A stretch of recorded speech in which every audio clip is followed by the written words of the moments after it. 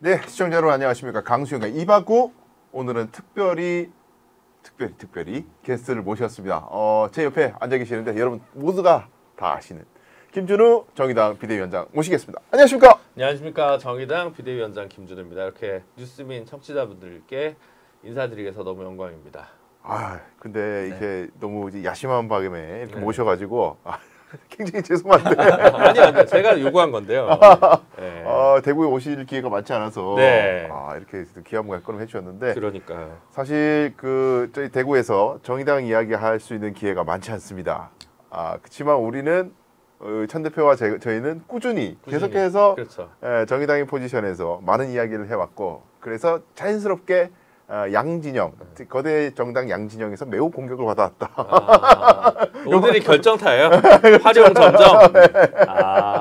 죄송하네요. 아닙니다. 원래 저희가 방송 보시는 분들 중에 이제 주로 질문 들어오는 게 쟤들은 도대체 어디야? 이 질문들을 양쪽에서 다 받아왔는데 오늘 이제 드디어 커밍아웃을 하게 되는 느낌으로 그랬군. 저야 오늘 강수영 변호사님은 처음 뵙지만 네. 간간히 방송을 봤는데 최근엔 좀 못 봤어요. 그러셨습니까? 네, 근데 사실은 제가 이제 우리 천용길 대표지 편집장이 아니라 대표. 그럼요. 천용길 대표랑 이제 워낙 오래된 사이입니다. 한 20년? 몇 학번이었어? 04학번. 04학번이면 한 2학년, 3학년 때 내가 처음 봤을 거야. 2학년 때 봤죠. 2학년 때 처음 봤나? 그러니까 되게 오래된 상황이어서 그래서 제가 이제 방송을 본격적으로 이제 비대위원장이랑 상관없이 조금 나올 때 한번 나오시죠. 그래서 나오자.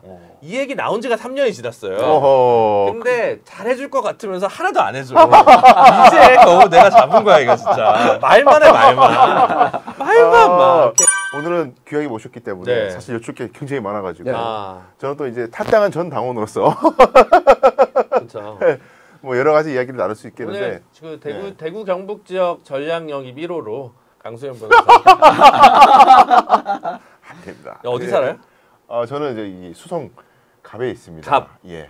갑이면 범어동. 예, 맞습니다. 예. 그럼 전략공천을 어떻게? 김성현 처장이랑 좀 얘기를 좀 해봐야긴 해야 되는데, 좋네. 아니 제가 정치를 안 한다는 이야기를 만나는 기자님마다 만나는 PD님마다 제가 엄청 많이 하고 다녔기 때문에. 아니 그거는 가로치고 거대 양당에서 안 한다였잖아요. 또 이렇게 되나? 오늘 제가 수학이 크네. 그리고 우리 김준우 비대위원장이 사실 이전에 활동했던 무대는 정의당이 아니라 민변이지 않았습니까? 그렇죠. 민변 또 사무차장. 우리 강수영 변호사도 민변 대구 지부의 사무차장.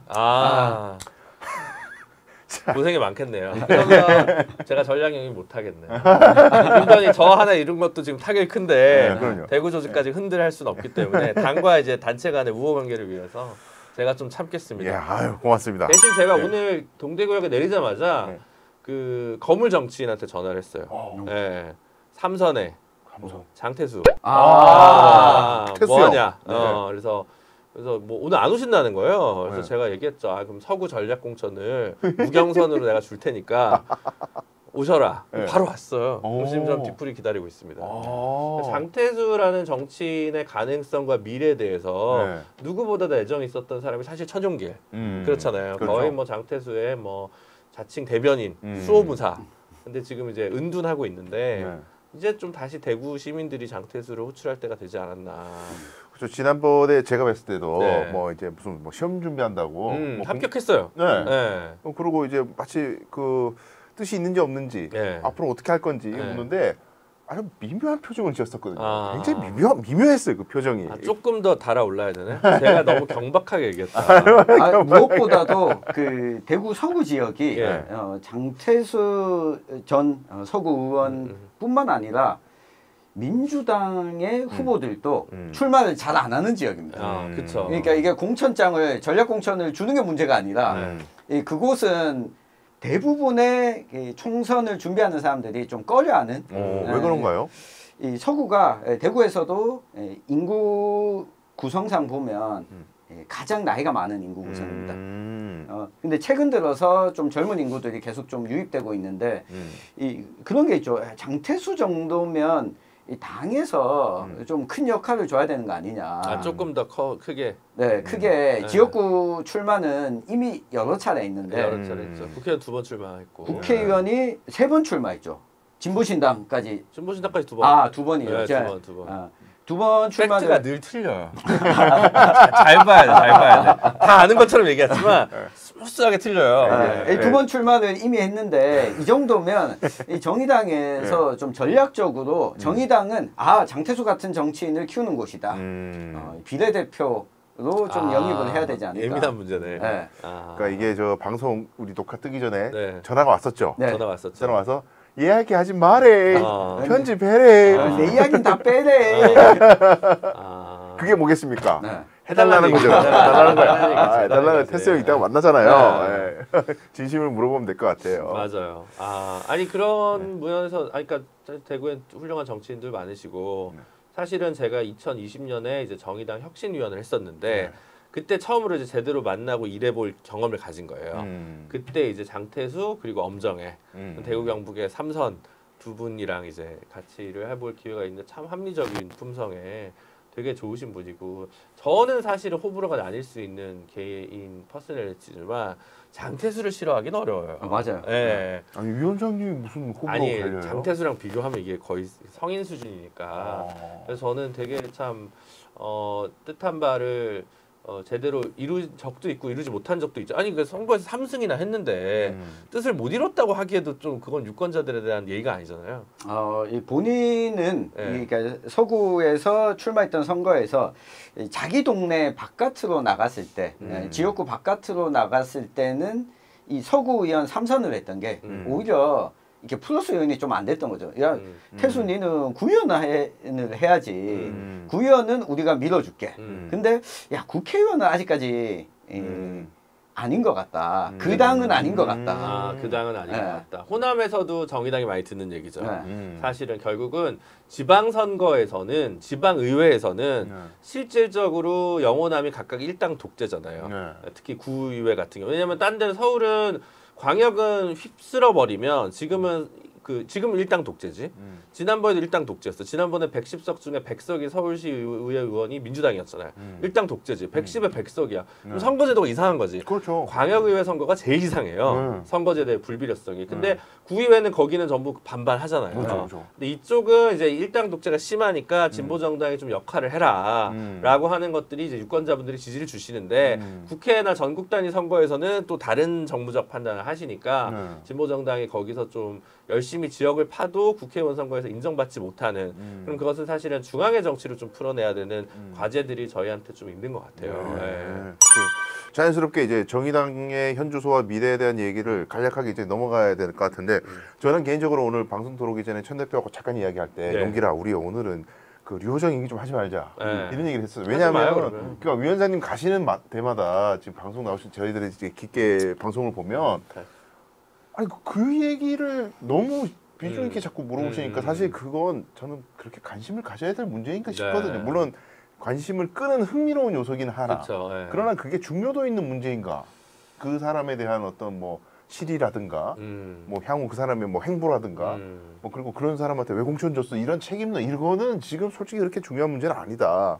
그것보다도 저희가 생각할 때 좀 중요한 것은 정의당이 한때 많은 사람들의 마음을 얻고 많은 표를 얻었을 때에 비해서 지금 많이 이제 좀 돌아선 면이 있으니까 네, 그렇죠. 그럼 그것을 돌아섰던 사람들의 이유 그리고 뭐 현상 제가 그런 얘기도 했었습니다. 그러니까 뭐 뭔가 좀 당 내에서 특히 이제 당원이 줄어들어가는 어떤 탈당 추세라든가 탈당이 집중됐던 시기 혹은 뭐 탈당했던 사람들의 성별, 나이, 계층 뭐 이런 것들이 좀 체계적으로 분석이 돼서 왜 우리 정의당을 사람들이 마음을 떠났을까? 이거에 대한 뭐 당내 진단 이런 것들을 좀 하신 게 있는가 이게 참 궁금했어요. 일단 탈당한 사람이 이제 강수영.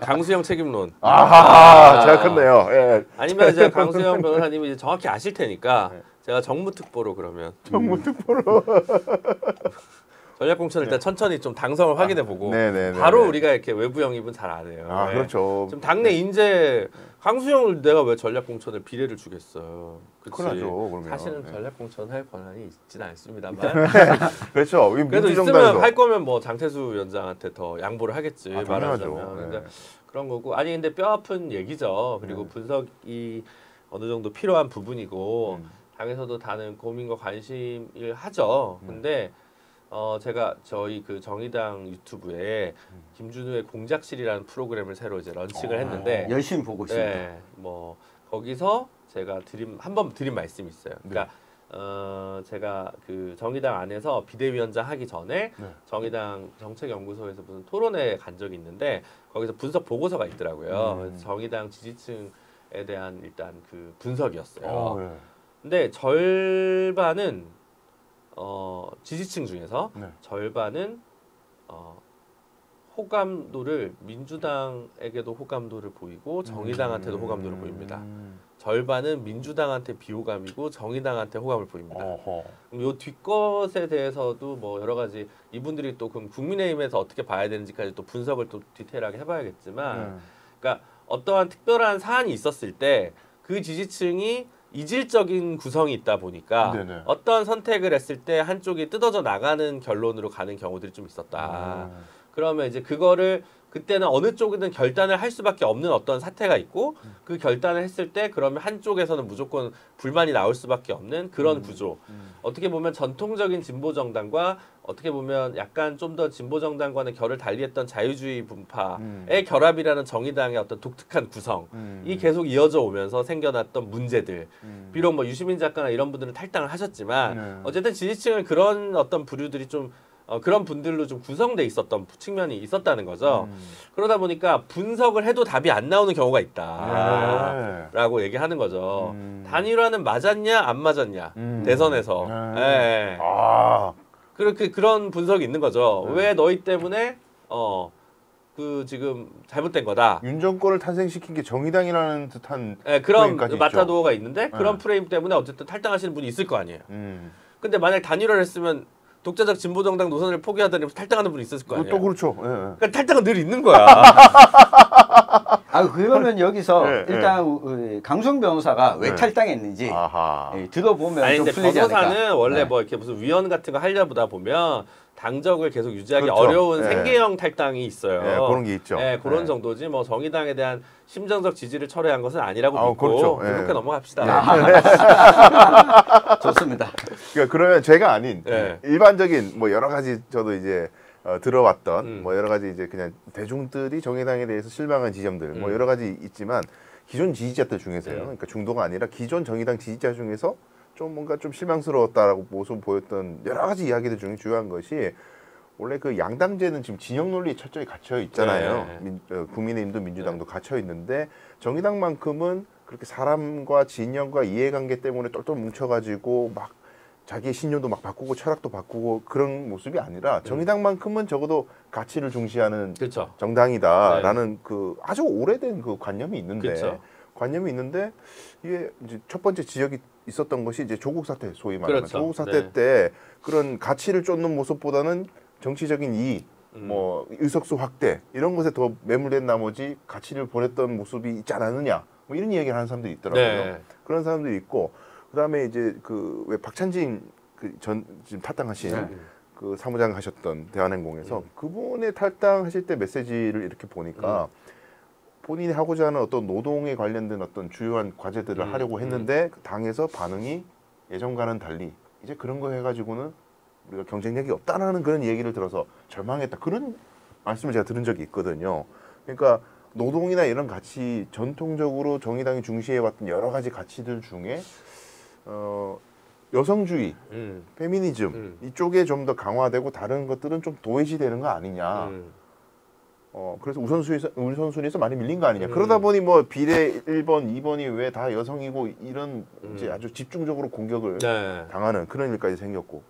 그래서 이제 또 마지막으로는 이제 기존의 진보 정당이 그래도 조직화됐던 표가 있었는데 그것들이 다 진보당으로 많이 이전이 되고. 그러니까 정의당은 지역 기반도 없고 조직표도 없고 양당제 속에서 그런 그 지정 논리에서도 자유로운 회색지대이고 그러니까 이제 표를 딱 끌 수 있을 만한 요인이 오로지 인물 뭔가 저명도 이거 하나 있는데 그것마저도 지금 부족하다. 뭐 이런 분석을 하는 사람도 있더라고요. 그렇죠. 네. 그게 이제 저는 사실이 아니라고 생각하지만 네. 다수의 인식이 그렇다면 그 인식의 전환을 바꿔내지 못하는 것은 저희 당의 역량 부족이죠. 일단 그렇게 생각하죠. 조국 전 장관 사태는 정의당이 오판한 건 맞아요. 분명합니다. 네. 분명합니다. 근데 그 전까지 데스노트의 위력이 너무 강화됐어요. 그래서 이제 양날검이 된 거죠. 네. 근데 사실은 진실을 다 알지 못하는 상황이었던 거죠. 사실은 청문회 이후에 밝혀진 진실이 더 많습니다. 말하자면 뭐 호텔에서 예를 들면 네. 뭐 조국 전 장관 딸이 이랬다고 하는 부분 이런 거 그때 알려졌었나요? 저는 기억이 없거든요. 네, 네, 말하자면 네, 네, 그러니까 네. 이 모든 것들이 그리고 기본적으로 그 얘기 중에 뭐 우리 과잉된 수사도 분명히 있었습니다만 그 정치적으로는 그건 뭐 이제 오래 버틸 수 없을 거라고 봤죠, 사실은. 근데 조국 전 장관이 처음에 해명했을 때 거기에 대한 어느 정도 신뢰도도 있었던 거죠. 노회찬 전 대표의 후원회장이었던 사람이에요. 네. 사실은. 그러니까 이분이 뭔가 얘기를 했을 때 어느 정도는 또 실제로 보면 제가 볼 때는 그 중에는 이제 허위 진술이 있었던 거라고 저는 생각합니다. 네. 그리고 과잉 수사라고 생각하지만 어쨌든 오판한 거죠. 오판했어요. 근데 오판을 해도 한 번의 오판으로 이제 그거를 지지를 다 돌린다고 생각하지는 않습니다. 저희 지지층이. 네, 네, 네. 왜냐하면 그러면 비례 내석이었던 2016년 총선이고 2020년에도 비슷한 지지율의 위성정당 사태 뭐 다 있었지만 그래도 그때도 9.6%의 지지율을 얻어서 5석의 비례 의석을 얻었습니다. 네, 네. 그럼 이 결과는 어떻게 설명합니까? 의석이 더 줄어야죠. 그럼에도 불구하고. 그럼에도 불구하고 270만 명의 유권자들이 우리를 지지해줬는데 네. 이건 어떻게 설명합니까? 설명이 안 돼요. 네. 말하자면. 그러니까 오히려 예를 들면 이런 거죠. 그게 하나의 전조였다. 그리고 거기서 흔들리면서 다른 판단을 할 때도 우리가 흔들리기 시작했다. 라고 하는 것은 이해를 하지만 네. 그것이 총선 결과로 이어졌느냐. 대중은 꼭 그것만 가지고 보진 않았다. 왜 그렇게 안 봤냐. 네. 패스트 트랙을 태운 건 그 전 가을이에요. 음. 그리고 이거는 9월이고 네. 조국 전 장관 사태는. 네, 네. 그럼 이거 해준다고 이거 해주냐. 이미 패스트 트랙을 태웠는데 그건 좀 다른 얘기잖아요. 아, 결부되기는 어려운 문제라는 네. 거죠? 공수처는 공수처랑 바꿔 먹으냐. 공수처는 노회찬 의원이 옛날부터 발의했던 아니에요. 검수완박 논란도 그게 저희가 제일 괴로웠던 게 뭐냐면 다소 정무적인 방식으로 진영론적인 방식으로 검찰개혁을 민주당이 끌어들이는 측면이 있습니다. 그렇죠. 네. 거기에 대한 비판적인 인식이 있고요. 근데 큰 틀에서 분들이 가지고 오는 안이 정의당이 원래 민주노동당 시절부터 갖고 있던 당론이랑 합치되는 부분이 8월 9월이에요. 그러니까 문제가 되는 거예요. 당론은 원래 이 안인데 네. 그러니까 이게 이제 묘하게 꼬이는 측면이 있는 거죠. 두 번째가 이제 노동 문제. 네. 노동을 버려서 너희가 망했다. 민주노동당 시절에는요. 네. 너희가 노동에 갇혀서 교섭단체가 안 되는 거라고 그렇죠, 다들 얘기했어요. 그렇죠, 그 얘기했어요. 네. 싫은 거예요, 그냥. 아. 말하자면 네. 이은주 의원이요. 평생 뭐 그 지하철 노조 쭉 노동조합 활동하다가 왔어요. 강은미 의원 10년 노동운동한 다음 지방의원하고 국회의원 됐어요. 심상정 의원 금속 출신이에요. 요정 의원도 화섬 노조 상근자 출신 아닙니까? 네, 그렇죠. 그러면 6명 중에 4명은 노동운동 출신 아니에요. 그 중대재해처벌법 우리가 선봉에 안 썼습니까? 노란봉투법 우리가 선봉에 안 썼습니까? 노동이 없대. 또 뭐 무슨 얘기일까? 법안 발의의 비율을 보면요, 뭐 장혜영 의원, 요정 의원도 뭐 무슨 뭐 페미니즘 그 뭐 이런 영역, 그러니까 그것도 저희는 오히려 부족했다고 보죠.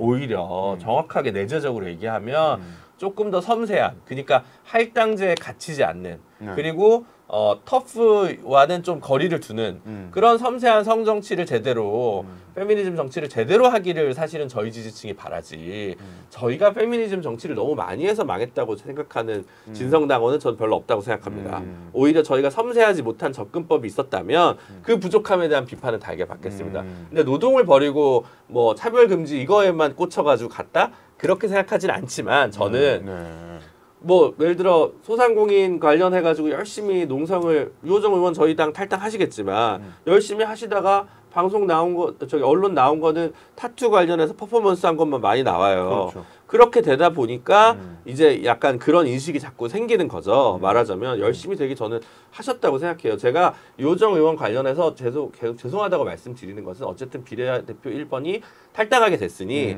그건 당의 선택이 잘못된 것이다라고 하는 거지. 제가 요정 의원의 4년의 의정 활동을 전부 부인하거나 그렇다고 생각하지는 않거든요. 네, 네.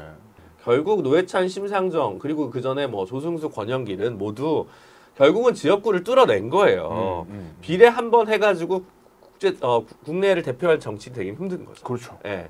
그러니까 저희는 결국은 지역구를 뚫어내는 정치인이 돼야 대선 후보급이 되고 그 다음에 얼굴이 제대로 반영될 수 있는 거고 네. 인지도가 생기는 거죠. 네. 라고 저는 생각을 하고 그런 면에서 그 뒤에 후속 세대의 정치인들이 열심히 하지 않았다는 게 아니라 국민들이 한 번 더 기회를 준 더 큰 정치를 할 수 있는 기회를 줄 정치인으로 발돋움하지 못했다라고 평가한다면 당연히 네. 수긍하는 것이고 그런 부분에 있어서 그 다음에 20년 동안 민주노동당 시절에 만들었던 정책을 가지고 디벨롭하면 살았는데 그런 정책들을 민주당에 있는 한 30-40명 되는 국회의원들이 그 법안을 쏙쏙 빼먹어서 발의를 하다 보니 바깥에서 보기에 정체성의 차이가 되게 옅어지기 시작했다. 사실과 인식, 그러니까 걔네는 차이가 있다면 그쪽은 그게 당론이 아니에요. 우린 당론이고 중대재해처벌법 50인 미만 사업장의 전면 유예. 국힘이 얘기하는데 민주당이 받을까 말까 계속 동요하잖아요. 네. 우린 전혀 동요하지 않죠. 분명한 차이가 있습니다. 그 차이가 노동 있죠. 문제에 있어서. 네. 그럼에도 불구하고 어쨌든 법안 문제에 있어서 차별금지법 저희 당론입니다. 민주당은 이상민 의원 탈당하셨지만 박주민 의원 같은 법안 발의했어요. 당론은 아니죠. 그렇잖아요. 네. 추진 안 하고 있는 네, 거잖아요. 네, 저희는 당론이고 그런 정도지만 어쨌든 그게 예전에 비해서는 많이 이렇게 붙어 보일 거 아니에요. 대중의 인식이 네. 이 노무현 정부 때 이라크 파병 우리는 이라크 파병 반대, FTA 추진, FTA 반대 이게 선명했는데 그렇죠. 이 차이들이 조금씩 좁혀지는 것으로 보이고 실제로 그 당시보다 민주당이 훨씬 좌클릭한 것도 있죠. 예, 다만 진정성에서 노란봉투법 보면 아시겠지만 여당일 때 왜 안 해? 야당일 때는 왜 해? 예, 너희는 좀 약간 진정성이 없는 거 아니야? 진정성 누가 있어? 우리가 있어. 이런 정도 얘기는 할 수 있겠지만 네. 어쨌든 그때에 비해서는 조금 좁혀져 보이는. 다만 저희가 변화의 방향을 정했을 때 결국 따라왔기 때문에 저희 당은 성공하지 못했지만 저희 당의 노선과 정책은 성공했던 그 20년의 역설 속에서 어떠한 책임의식 같은 건 여전히 있는 거죠. 이슈가 전체를 잡아먹은 건 뭐가 있습니까? 행정수도 이전 정도밖에 없잖아요. 무상교육, 무상급식이라. 민주화 이거 그거 두 개밖에 없어요. 옛날에는 그 이전에 김대중 대통령의 예비군 폐지 정도가 있었잖아. 정책 이슈로 모든 거 압도하는 거는. 그런 정도가 있었는데 그래서 이제 정책적인 것으로 차이를 내는 것이 선거 국면에서의 승리를 보증하는 수표는 아니지만 우리 사회 변화를 위해선 정의당이 그 정책을 더 이노베이션 해야 되는 책무는 우리한테 있다라고 하는 고민이 굉장히 있는 거죠. 그것은 특히 기후와 지역이 만났을 때의 문제에서 지역의 발전 전망이 서로 없어요. 대구가 옛날에 그나마 차라리 밀라노 프로젝트는 솔직히 그러니까 불가능하지만 정당한 기획이었지. 우리가 섬유 의료 산업을 살리겠다. 근데 그게 안 되잖아. 그래서 어떻게 했어요, 김범일 시장님이? 육상 선수권대회 개최했다가 욕먹은 거 아니에요? 인천 어떻게 했습니까? 아시안 게임 유치했다가 적자도 개막 났잖아요. 부산 엑스포공원 안 한 게 다행이에요, 지금 엑스포는. 사실은 평창 올림픽 산 다 펼치고 지금 뭐가 남냐? 광주 하계 유니버시아드 게임, 전북 잼버리, 지역 컨벤션 행사의 몰핀으로 지역 인프라와 토호들의 한반식당 커뮤니티만 커지는 이것이 현재 지역 발전 전략이고 나머지는 다 공항 만들기 이런 거잖아요. 가덕도. 가덕도 이번에 이재명 대표님이 가셨잖아요. 사실 제가 녹색당이랑 1월 1일 행보를 같이 해서 제 내부에서 낸 의견이 1월 1일에 우리가 가덕도를 가자. 우리만 가덕도 공항을 반대한 세력이니까 유일하게 6명 반대했거든요. 딴 데는 기권하거나 뭐 그랬어요. 반대 표결을 안 했습니다. 기본소득당, 진보당조차. 그래서 이제 녹색당이 저희랑 선거연합신당을 하는 거고. 그러니까 기후와 토건이 만났을 때 저희가 이제 확실히 차이가 있죠. 그런 면에서 차이가 있는데 그분들은 그렇게 얘기하죠. 야, 너희 지역구 선거 포기해서 그런 거 아니냐 라고 얘기를 할 거예요. 근데 저희는 사실 저희 부산시당 입장도 그때 뭐였냐면 친박. 그러니까 김해공항에 활주를 하나 더 놓자는 아니었거든요. 가덕도를 이번에 이재명 대표를 따라간 정치부 기자들도 여기 공항을 만들면 안 되는 거를 가보는 분들은 다 느껴요. 가본 사람은 다 압니다. 이건 바다를 땅을 메꿔서 공항을 만들자는 거구나. 이게 말이 안 되는구나라는 걸 다 아시거든요. 거기 활주를 2개를 놓을 수는 없습니다. 제가 봤을 때는. 그걸 부산 사람들도 알아요. 제가 볼 때는 그런데 그러면 너희의 그럼 제주 2공항을 반대하는 것도 알겠고 뭐 생태적인 관점도 알겠고 그런데 그럼 지역 소멸에 맞선 그러면서도 생태적인 관점을 견지한 그런 지역 발전 전략이 뭐냐라고 했을 때에 대한 청사진이 부족하니까 저희가 지역에서 충분히 인정받지 못하고 있는 거 아니냐라고 하는 고민이 있는 거죠. 근데 우리 사회 전체의 과제라고도 생각을 하고 이걸 만들어내는 것이 그게 저희 이제 제일 고민 중에 하나인 거예요. 물론 이제 차별금지 이슈나 이런 것들을 더 뚝심 있게 밀고 나가는 거, 노동 문제에서 더 진정성 있게 밀고 나가는 거. 노동 문제도 좀 복잡한데 왜냐하면 노동시장 이중구조 문제가 있고 그러면 300인 이상 사업장에서 가능한 노동정책과 300인 이하 혹은 50인 이하 사업장에서 정말 필요한 정책. 근데 그를 위해서 중소기업에 지원을 해줘야 되는 문제 이게 다르잖아요. 그러니까 어느 하나가 옛날처럼 이거야라고 할 것들이 갈수록 줄어들어요. 그래서 저는 이번 총선에서 저희의 공약을 남기는 게 되게 중요하다고 생각해요. 이 당은 무엇을 하는 정당이냐. 이 당장은 차별금지에 맞서서 다양한 사회적 소수자 혹은 노동 혹은 국민의힘은 어떤 정당? 다주택자를 위한 정당. 민주당은 어떤 정당? 집 한 채를 갖고 있는 사람을 위한 정당. 우리는 어떤 정당? 세입자를 위한 정당. 예를 들어 우리 사회의 다양한 의들의 권리를 옹호하는 그런 정당으로서의 정체성을 분명히 하는 분야별 핵심 공약 하나씩만 있어도 된다고 생각해요. 노동 하나, 돌봄 하나, 지역 하나, 뭐 평등 차별금지 사회적 그런 것과 관련돼서 하나 뭐 이런 식으로 있으면 되지 않나라고 저는 개인적으로 생각하는데 이게 매력적이지 않을 수 있어요. 딱 무상교육, 무상교육제 탁 오지 않을 수 있어요. 그러니까 저희 선거가 만만하지 않은 거죠. 그렇죠. 낙관하고 있지는 않다. 근데 제가 얘기하는 거는 우리 당이 뭘 해야 된다라는 문제도 있지만 한국 사회가 이런 고민이 필요하구나라고 저희는 보고 있다는 차원에서 저희가 뭐 더 똑똑하다거나 이런 의미가 아니라 좀 가치관이나 세계관이 다르다 보니 이런 고민을 하고 있는 거고 이것들을 어떻게 하면 더 저희의 모자란 소통 방식 때문에 아까 얘기한 왜곡된 인식들이 제가 봤을 때 있듯이 그럼 그 인식을 바꿔내기 위해서 저희가 노력하려면 지금보다 훨씬 많은 노력을 해야 되는데 자꾸 막 강수형은 탈당하고 강태수는 출마 안 하고 이러면 이제 곤란한 거지. 그러니까 이 뭐랄까 이 과거에 이 정의당에 대한 평가나 분석은 아마 정의당 TV에 김준호의 공작실에 보면 한 6분이 지금 연달아 나와서 이야기를 쭉 하고 있는데 이걸 좀 종합해 보면 대구 지역 상황만 놓고 보면 민주노총 대구 본부장이 지난 지방선거를 앞두고 정의당에 입당을 했습니다. 그리고 조합원들을 함께 같이 입당을 했습니다. 근데 정의당에 대해서 가해지는 비난들에 대해서 잘못 인식되고 있다라고 정의당이 당직자 입장에서 억울하게 느끼는 사실 이걸 해소하는 방법은 2가지인데 이게 부족하지 않냐.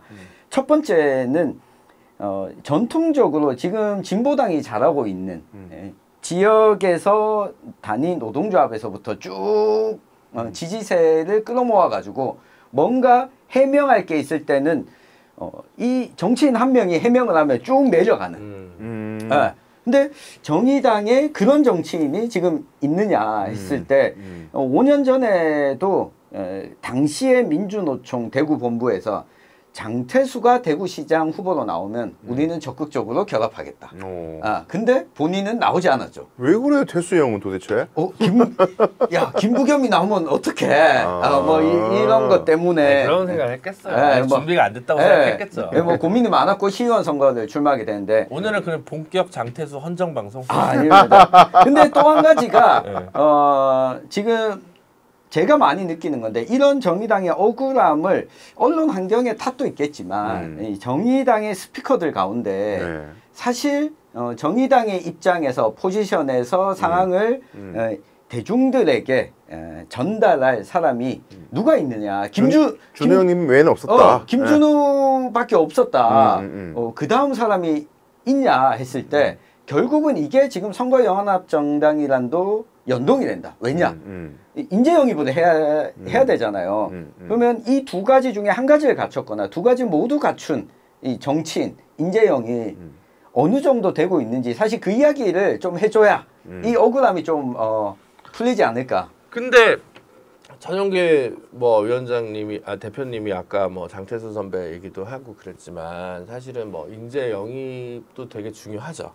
근데 이제 사실은 당이 갖고 있는 다양한 인적 자원을 어떻게 배치하고 활용하느냐도 되게 중요한 과제고 결국 그게 뭐 꼭 과정의 공정성, 민주성, 투명성 문제뿐만 아니라 좀 대국민 설득력이 있어야 되는 거잖아요. 그러니까 저는 그렇게 생각해요. 그러니까 사실 저희가 되게 많이 부족했고 저희에 대한 기대가 다른 정당보다 훨씬 컸기 때문에 실망감도 훨씬 큰 거다.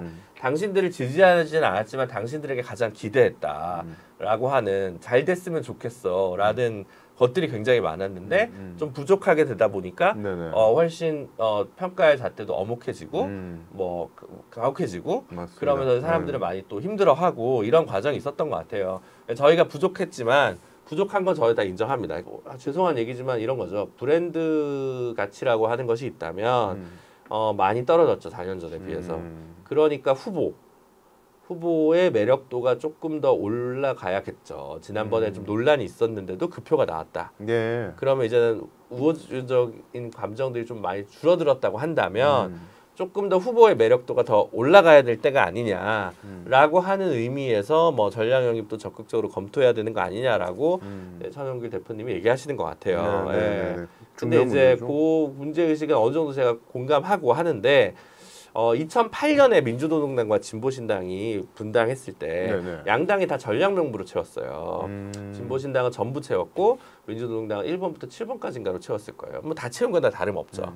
2012년에 진보신당은 또 그렇게 다 채웠어요. 그러니까 당이 어려우면 전부 다 전략 명부로 해서 찬반 투표만 묻는 경우도 있었고 그걸 혼합하는 방식들도 있었죠. 12년에 뭐 통합진보당도 그랬을 것이고 뭐 또 16년에도 뭐 하여튼 그랬던 것 같아요. 그러니까 16년에 정의당은 안 그랬고 20년에 어떻게 보면 청년 명부나 농어민 후보 명부 이런 것들을 정의당이 결합한 것도 약간의 혼합형이라고 할 수 있겠죠. 그래서 어느 정도 혼합형으로 할 것이냐 그리고 선거연합정당의 외부 진보정당이 얼마나 들어올 거냐에 따라서 조금 시나리오가 옵션 A, B, C가 많아가지고 지금 여러 가지 고민이 있지만 전략 영입이 중요한 게 아니라 그러니까 조금 더 시민 여러분, 유권자 여러분 그리고 전통적 지지자 여러분께서 납득할 수 있는 후보군으로 압축해내는 것 그게 저희 비대위와 당의 과제라는 것을 분명하게 인식하고 있습니다. 그래요. 요즘 또 드는 생각이요. 이게 양당제 폐해나 이런 거에 대한 문제의식이 어느 때보다 지금 굉장히 그 높은 상황이고 무당층이라고 표현하는 그런 사람들이 많아서 당을 무당층으로 바꾸거나 무당파로 바꾸라는 무당당 아니 근데 그 30~40%는 무당층이 이렇게 존재하는 상황에서 그 어느 때보다 건강한 3등의 존재를 희망하는 목소리가 있는데도 불구하고 계속해서 3등을 위해 3등의 자리를 지켜왔던 정의당이 오히려 역설적으로 더 목소리를 잃어가고 뭔가 브랜드 가치를 잃어가는 이 상황이 어떻게 설명이 될 수 있을까 여러 고민이 있을 것 같아요. 근데 저는 요즘에 그런 댓글들을 많이 봤는데 정의당은 뭐 끝났어 뭐 이러면서 이제 3등은 용해인이야 이런 이야기를 하는 사람들이 굉장히 있어요. 그러니까 진보 성향이라고 본인이 생각하면서 그러나 민주당 하는 꼴은 또 싫어. 그러면 어디로 갈까? 기본소득당이야. 이렇게 얘기하는 사람도 있는데 근데 그 사람은 왜 그렇게 이야기를 하는가? 가만히 보면은 기본소득당의 정강이라든지 정책이라든지 기본소득의 어떤 뭐 패러다임 이런 거에서 동의해서가 아니고 용해인이라는 사람이 라디오에 나와서 윤석열을 찰지게 까더라. 아 대차게 잘 싸우더라. 유능하더라. 그래서 그냥 기본소득당이 뭐 하는 당인지 관심도 안 가진 채 3등은 기본소득당이다. 이렇게 이야기하는 사람이 너무 많은 거예요. 그렇죠. 제가 실제 이 경북 지역의 단위노조 현장에서 정의당 당원인데 본인이 정의당 당원인데 왜 우리 당에는 용해인이 없냐 이런 이야기를 하는 조합원들 또 좀 많이 만났는데 여기에 대해서는 아니 용해인 의원이 그건 어쨌든 성공적인 전략을 잘 수행을 하신 거죠. 1인 정당으로서의 존재감을 극대화하기 위한 방식으로 제가 뭐 거기에 대해서 100% 폄훼하거나 그럴 건 아니잖아요. 민주당 지지층에서도 우리 당에 왜 용해인이 없냐 그렇게 얘기하잖아요. 맞아요. 그러니까 그거는 이제 어떤 그런 뭐 이른바 공격수, 저격수 그런 걸 하는 거고 저희는 원래 사실 민주노동당 때부터 그런 저격수 정치는 많이 잘 못했죠. 예. 심상정 의원이 좀 있었죠. 있었고 노회찬 의원도 조금은 이제 유머를 좀 곁들이거나 이런 방식이었던 거고 그러다 보니까 그런 거를 그건 퍼스널리티 문제인 것 같아요. 그건 당의 전략 문제는 아니잖아요. 저도 사실 뭐 그런 저격수는 잘 못하거든요. 개인적으로. 그래서 그거는 뭐 저는 그 한편으로는 그러니까 두 가지인 것 같아요. 오히려 말씀하신 것 중에 하나는 제3지대 영토는 넓어졌는데 너희는 왜 지지율이 답보냐? 라고 하는 거는 용해인 의원이나 기본소득당이 없더라도 제기될 수 있는 문제고 2016년에 국민의당의 그 선전을 보면서 또 느끼는 바가 있었어야 될 거 아니에요. 저희 당 같은 경우도 오랫동안 말하자면 양당이랑 구별되는 정치를 하려고 했는데 거기에 대해서 화답하지 않았는데 국민의당에는 그렇게 화답해 준 거잖아요. 그렇게 얘기했을 때 하나는 결국은 그게 그 당시에 뭐라고 하죠? 그러니까 대선 전초전으로서의 갖는 의미들이 있을 때 유력한 대선 주자로서 인정받는 정치인이 있냐 없냐라고 하는 문제 하나와 그 당시 물론 이제 비례에서 어마어마한 퍼센트를 얻었던 건 그 문제가 있었던 거고 두 번째로는 지역구 당선자는 근데 수도권 2명이고 나머지 다 호남이었잖아요. 결국 조직의 문제였다.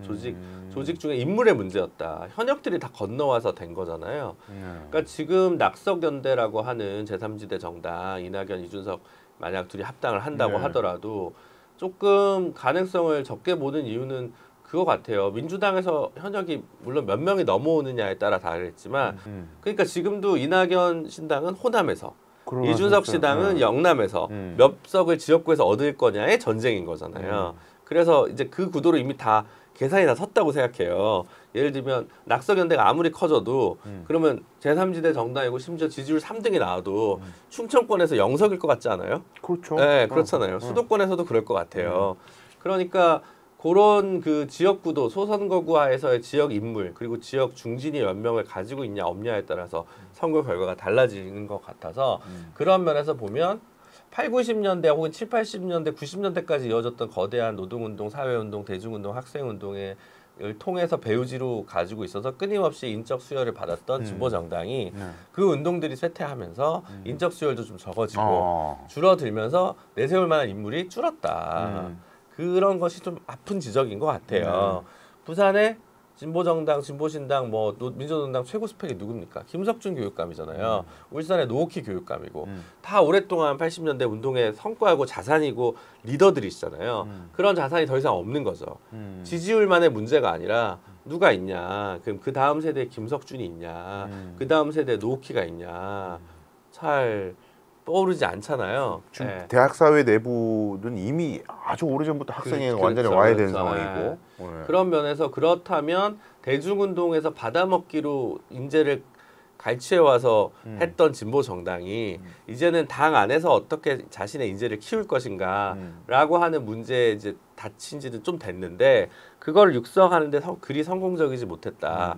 저는요 그 생각도 드는 게 지금 이제 아까 전에 뭐 내부의 원래 정의당에 대해서 우호적이었던 사람들을 우리가 가치를 잃었거나 이래서 떠난 게 아닐까 뭐 이런 의문에 대해서 말씀을 해주셨는데 그 지금 무주공사는 이제 중도인 사람들을 어떻게 이제 외연학 소위 요즘 뭐 외연학장이라는 용어를 굉장히 많이 쓰더라고요. 그럼 정의당도 외연학장을 해야 한다는 과제가 있다고 치면 근데 그 외연학장이라는 게 뭘 어떻게 하면 할 수 있는 것인가? 근데 요즘에 그 트렌드는 외연확장을 하려면은 윤 대통령은 일단 기본적으로 비판을 해야 되고 그건 일단 기본 탑재돼야 돼. 일단 기본적으로 비판하면서 이재명도 비판을 해야 되고 그 비판을 잘하는 사람이 인기를 끄는 이 양당제에서도 왜 약간 소피스트들의 패 뭐 이런 거 네, 네거티브 공방에서 다 인기를 얻잖아요. 근데 이 무당층도 사실은 무당층이라고는 하지만 그 사람들의 마음을 돌릴 수 있는 것도 결국엔 네거티브를 찰지게 양쪽에 잘하는 사람이 인기를 끄는 거 아니야? 이런 생각이 결국은 자꾸 들어요. 이게 이제 그 정동 혹은 좌파 포퓰리즘에 관하여 뭐 이런 문제의식이랑 연동되는 건데 너무 어렵고 그러니까 정치를 잘 해야죠. 정치를 잘 해야 된다고 생각하는데 이 정치를 잘 해야 된다라고 얘기하는 게 저는 약간 위험한 게 그럼 네가 못하고 내가 하면 잘하냐? 약간 이런 걸로 갈 수가 있을 것 같아가지고 조금 늘 좀 이제 그 좀 애매한 게 있어요. 그러니까 저는 오히려 다당제 연합정치란 말 되게 많이 하는데 다당제 연합정치가 최근에 어떤 식으로 되냐면 양당이 아닌 애들끼리 다 모이는 게 다당제 연합정치처럼 얘기가 되고 있는 것 같아요. 근데 저희가 민평당, 바른미래당이랑 같이 패스트트랙으로 공수처랑 선거제도 했을 때 민주당이랑도 같이 했거든요. 사실은 그러니까 다당제 연합정치라는 건 다 당이 있고 가치에 따라서 정책 사안에서 이렇게도 연합하고 저렇게도 연합할 수 있는 거잖아요. 그냥 퉁쳐서 반윤연대 혹은 아니 반윤 반명 다 모여 이거는 가치는 아니잖아요. 그냥 반경향이고 반사체 정치지라고 저는 생각을 개인적으로 하고 다만 이 다당제가 되려면 이번 리더십이 합리적인 사람이고 이쪽 리더십이 합리적인 사람이다. 이래서 되는 게 아니라 제도로 보장돼야 되는데 그게 뭐 준연동형이 됐든 유럽에서 다 하는 선거연합 정당을 2022년 연말에 민주당 윤호중 의원이 법안 발의를 해요. 그러니까 그런 선거연합 정당이 가능하도록 하는 정당법이나 공직선거법 개정이라든가 아니면 단체장이랑 대통령에서의 결선 투표제라든가 이런 게 이제 제도에서의 다당제 정치를 제도로서 보장하는 거라고 생각하는 거고 이게 좀 돼야 그렇죠. 예, 되는 거지. 안 그러면 이제 이 리더십이 유능했네, 저기가 유능했네. 요걸로 좀 이렇게 함몰될 수밖에 없을 것 같아요. 그러면 이 맥락에서 결국 중요한 것 중 하나가 선거제인데 저는 개인적인 불안감 제가 이제 라디오에서 뭐 정치 평론을 하면서 이 이야기를 한 적이 있어요. 그 불안한 느낌이 자꾸 들어요. 불안한 느낌. 뭐냐면 이낙연 신당이 이제 공식화되어 있고요. 이준석 신당이 이제 공식화됐어요. 그러면 기존 양당이 이해관계가 같아진다.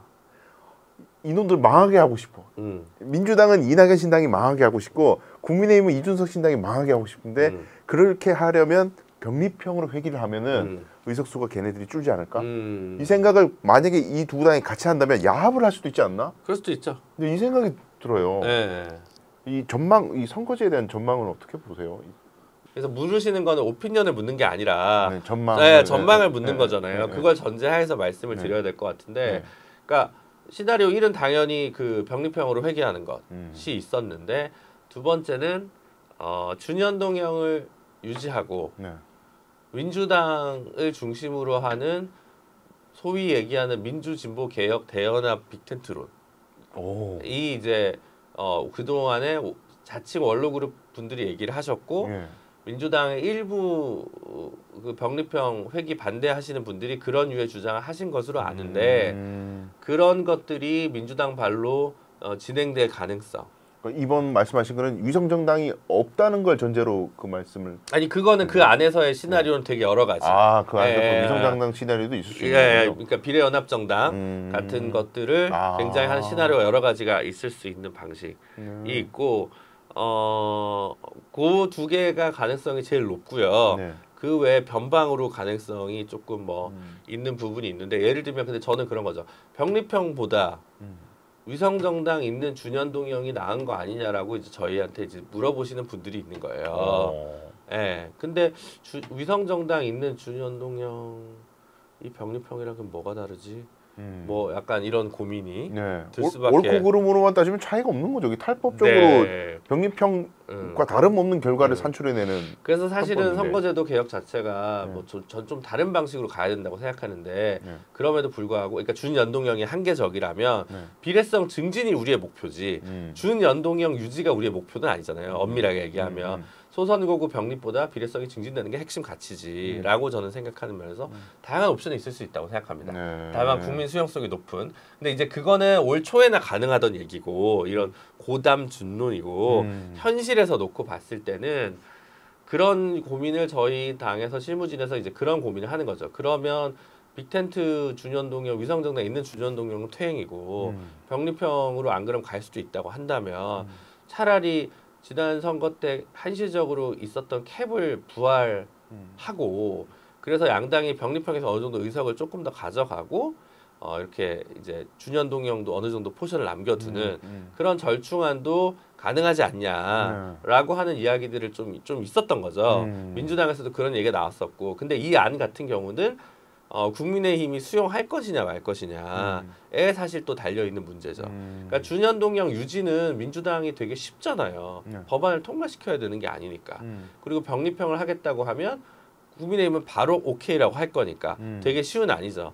이런 절충안 같은 경우는 사실은 약간 거대 양당이 합의를 하고 거대 양당이 합의를 했다는 건 그들이 위상정당을 안 만들겠다고 하는 거니까 제도적으로는 지난번보다 조금 후퇴하거나 유지 수준이지만 뭐 이렇게 실현되는 현실에서는 병립형보다는 좀 더 나아간 2024년 총선은 그런 식으로 치를 수도 있는 거 아니냐라고 하는 가능성도 저는 조금 보는 거죠. 그래도 대구에 와서 여기에서 단독 한 가지 정도는 단독 남기고 가야 되지 않겠냐. 여기서만 할 수 있는 이야기. 그래서 김준우 비대위원장님은 출마를 하시냐. 출마를 열어놓고 있냐. 요 이야기는 나무위키에 저에 관한 정보가 늘어났어요. 이제 비대위원장이 되고 나서. 거기에 없는 얘기는 제가 여기 수성구에 있는 동중을 졸업했고 동성초등학교를 졸업했다. 수성 1가 2가에 한 7, 8년 살았거든요. 저 몰랐어요. 이게 단독인데.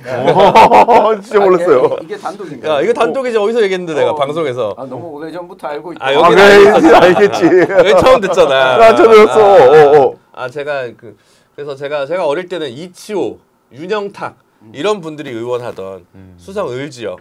그러니까 주호영 의원님께서 이제 수성을 하기 전에 그 쪽에 이제 제가 거주를 하고 있었던 거죠.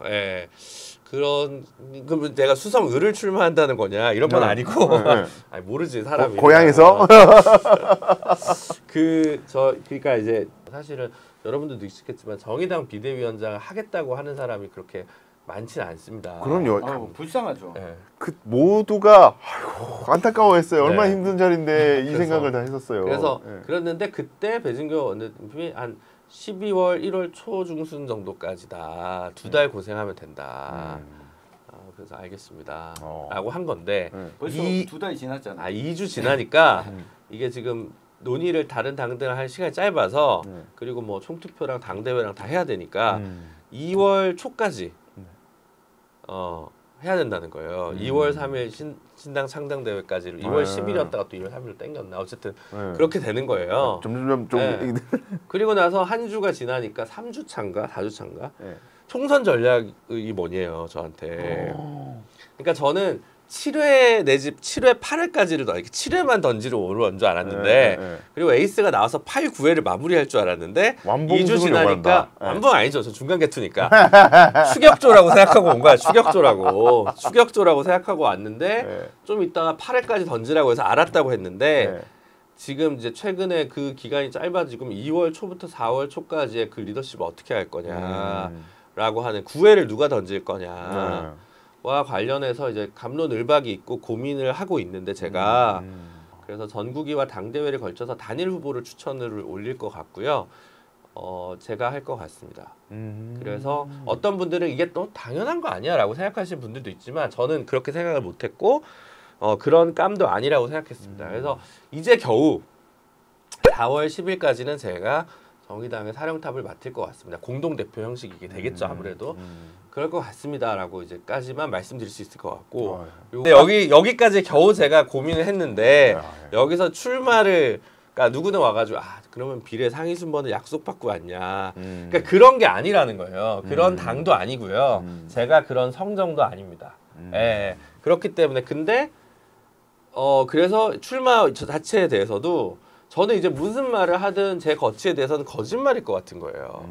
에이 이렇게 안 믿는다는 거죠. 그리고 누구는 이제 빌드업용이라고 생각하거나 연막 작전이라고 생각하시는 분들이 90%겠지만 그냥 이 과정을 그래서 굳이 얘기하는 이유는 계속 정세가 변하고 있다.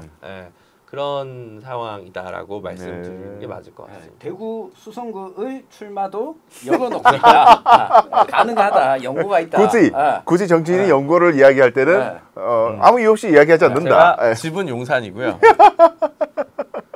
처가는 전북입니다. 옵션이 많으시네요. 여러 옵션이 있습니다. 세 군데 정도가. 근데 또 이 TK에 연고가 있다는 것은 또 남다른 얘기죠. 그렇죠. 왜냐하면 지금 대구 같은 경우에는 이준석 신당이 좀 이 붐이 일면서 지금 민주당 총선 준비하던 분들이 긴장하고 있어요. 선거비 못 건질 것 같아. 15% 못 건질 것 같아서 안 나온다. 하여튼 저는 뭐 저희 조부님이 저기 그 어디 고등학교 선생님이셨는데 어쨌든 일찍 돌아가셔가지고 네. 경북대 출신이시고 저희 이제 부친은 경북고 고모가 영남대 나왔지. 예. 맞아요, 맞을 거예요. 예. 그리고 때마침 삼촌도 경북대고. 예. 이 정의당에서 총선 공약으로 내놓은 것 중에 한 가지가 정책 중에 하나가 국립대 전면 아니에요. 지방대 무상교육. 지방대 무상교육. 그러니까 이제- 지방에서 뭔가 할 생각을 할 수 있다. 제가 학생운동할 때 영남을 좀 많이 돌았습니다. 사실은. 예. 자주 뵐 것 아니, 같은 아니, 느낌이 앞으로 자주 뵐 것 같은 느낌이 드는데. 이 청취자들 되게 한정적이잖아요, 그렇죠? 그렇죠. 그러니까 예. 뭐 바리케이트가 사회대, 상대가 횃불, 그죠? 그 다음에 우리 저기 우리 지민주 선배님 나온 영남대 노래패가 예사가락, 예. 이런 걸 아는 못 보셨죠? 예. 디테일하게 들어갑니다. 예. 야. 저희 어머니 또 대구대 불문과 겸임 교수를 오랫동안 하셔가지고 그런 이제 그 지역에 대한 이해가 있다. 그래서 그냥 보시기에는 그냥 방송 조금 하던 그냥 뭐 민변 변호사로 보실 수 있는데 제가 사실은 뭐 민주노총 당원도 2000년부터 했고요. 예, 그래서 지역의 현안에 많은 것들에 대해서 관심도 많습니다. 예, 우리 뭐 문희갑 시장님부터 제가 뭐 다 기억하고 있습니다. 우리 옛날에 다 결혼식 우리가 진짜 진짜 우리 이모가 저기 수성 관광호텔에서 결혼했고 그 집도 되게 좋아졌다며. 옛날에는 좀 뭐 야구단 숙소하고 이런 데 아니에요. 옛날에 전 뭐 다 많은 기억들을 가지고 있는 거고. 이제 영혼까지 끌어모으고 있어요. 영어까지 그냥 대구에서 몇 표 더 받아보겠다고 지금. 한동훈 비대위원장이 티셔츠에 1992를 입은 것처럼 지금 준비를 하신 거죠. 아, 그쵸. 우리 근데 그거 왜 입은 거야? 무슨 의미야 그게? 부산은 1992년이 롯데자이언츠가 염정석. 마지막으로 우승했고 김영삼 대통령이 당선됐던 그 본인이랑 무슨 상관 있지? 부산에 가서 근데 우리는 사실은 그 삼성이 처음 우승을 약간 혜태 영혼을 사가지고 했던 것보다는 우리 박중식 15회 이거잖아 사실 그때였는데 제가 야구를 되게 좋아하는데 대구 살 때 좀 혜태랑 LG를 안 좋아했어요. 왜냐면 우리 한국 시리즈 가가지고 4대0으로 빵으로 진짜 그렇죠, 맞아가지고. 네, 그렇습니다, 맞습니다. 어이 찐이야 우리 형님이. 완전 대박이야. 모든 그런 인식을 가지고 있다. 그래서 잘 부탁드리고 우리가 제가 술을 끊어서 그렇지 선거만 끝나면 나중에 내려와서 이거를 한 수성못 정도에서 아니면 뭐 평화시장에서 술 먹으면서 라방을 한다든가 너무 좋죠. 이런 걸 한번 해야 됩니다. 완전 좋죠. 그런 시간을 가지면 좋겠고 하여튼 마지막에 좀 잡설이 길었는데 제가 피곤하다는 증거고요. 정의당 마무리하겠습니다. 정의당 기대가 많았던 만큼 실망감 많이 안겨드린 거 죄송하게 생각하고요. 누구 책임이냐라고 얘기했을 때 누구 책임이다, 누구 책임이다. 저희 대표적인 정치인분들 많이 거론하시는 거 제가 잘 알고 있지만 저같이 투표만 하고 크게 참여하지 못했던 당원들도 함께 책임 있는 거 아니냐라는 마음으로 제가 비대위원장을 하고 있습니다. 그래서 조금 더 한 번만 더 질책과 비판을 하시더라도 한 스푼 애정을 좀 더 담아서 가져다 주시면 좋겠다고 생각하고요. 저희가 좀 더 경쾌했으면 좋겠지만 많이 아파요. 아파서 그만큼 막 경쾌하게 예전처럼 저돌적으로 못 가는 국면도 있을 거라고 생각합니다. 하지만 기본적인 문제의식과 같이 방향성 놓치지 않고 있고요. 제가 오늘 말이 많았다면 우리 당에 좀 다급해서 그러는 거라니까 이해를 좀 너르게 해주시기 부탁했습니다. 뉴스민 더 사랑해 주시고요. 우리 강소영 변호사님, 천영길 대표님 끝까지 많이 사랑해 주시기 부탁했습니다. 또 찾아뵙겠습니다. 고맙습니다. 감사합니다.